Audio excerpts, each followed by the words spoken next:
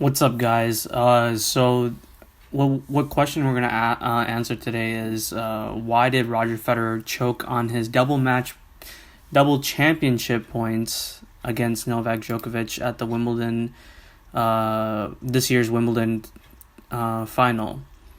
And there's a lot of opinions on what happened.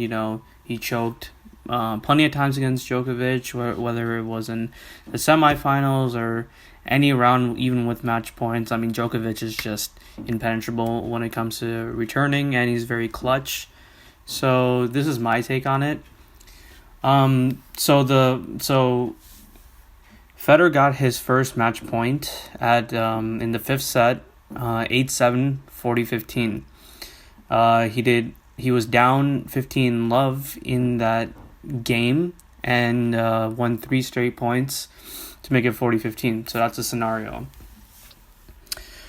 Federer served into the tape initially, and how the crowd reacted then, which it was a very understandable reaction, but it seemed like the world ended. I think like the negative reaction from the crowd, it can definitely trigger the favorite, because Federer himself can ask, what if I made that first serve? Federer is number 2 in aces, so I think after Ivo Karlovic, he's number 2. Yes. Anyways, Federer has the mentality to move on, so he moved on to the second serve. Personally, I think it was a pretty weak second serve. I mean, if you take a good look at it, I mean, he went out wide, and it was. I personally thought it was a weak second serve, especially to a returner like Djokovic, that could probably get it pretty easily, I'd say. I personally thought that Federer would do a kick serve down the line, because usually that's what he does, and it's one of his more powerful, and he can place it pretty well, I'd say. I think the out wide serve kind of it just wasn't powerful enough. I'd say. Djokovic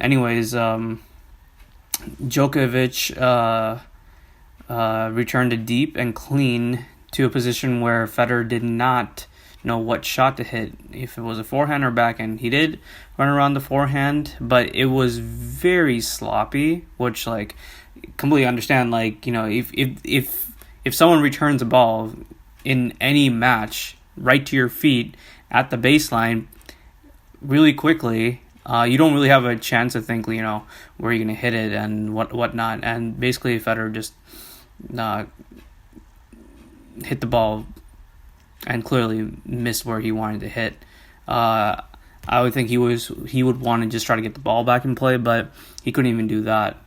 So anyways, in the second match point, 40-30, I was thinking, down the line, 125 to 130 miles per hour, and game set match. That was literally what I was thinking. I was just like, okay, he has it in the bag, because usually on the ad side, down the line is where he goes. Federer did hit it down the line properly, and what was weird is that the serve was a lot slower. If you saw the serve, it went 120 miles per hour. If you saw the radar gun go off, it said 120 miles per hour. And to be honest, even for an average tennis player, can return that, I'd say. But we're talking about against Djokovic, one of the greatest returners in tennis history. He got the ball and returned it deep. And and this is my take on this. I think the reason why Federer lost this championship point is the same reason why Rafa lost some of the crucial break points in the last semifinals, when he was facing Djokovic. He hit a weak approach shot to Djokovic's forehand, which I'm still not understanding why he would go to the net, because usually he could rally around, and I think in this match when he rallied around he got more of the points, but I guess he was just too anxious, and I don't think he wanted to wait for the right ball. But I personally think, and this is, I mean, we're talking about Roger Federer, the GOAT, greatest player in tennis history, no doubt. But I think he just wanted it so bad to the point where, I think he underestimated Djokovic and kind of played a sloppy point. But my take is that if he just waited a little bit and probably rallied and maybe got a good shot, maybe a down the line shot, that would have been a little better. But I wouldn't know. We could have been seeing the rightful champion that everyone wanted to win, but unfortunately, Djokovic was just too good. The defense on those shots were too good. The returns on those shots were too good. Djokovic's mentality is, he was just not fazed by the crowd at all. Like, I remember it was like that 2015 U.S. Open final where he was being booed constantly for whatever he did. He just did not care what the crowd wanted, and Djokovic won the tie breaks eventually, and the match will definitely be remembered for a long time. It's definitely a classic, one of the greatest matches of all time, and it just wasn't his day, I guess.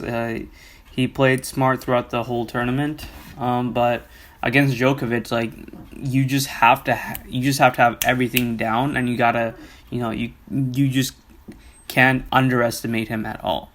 So that's just my take on what happened exactly, and I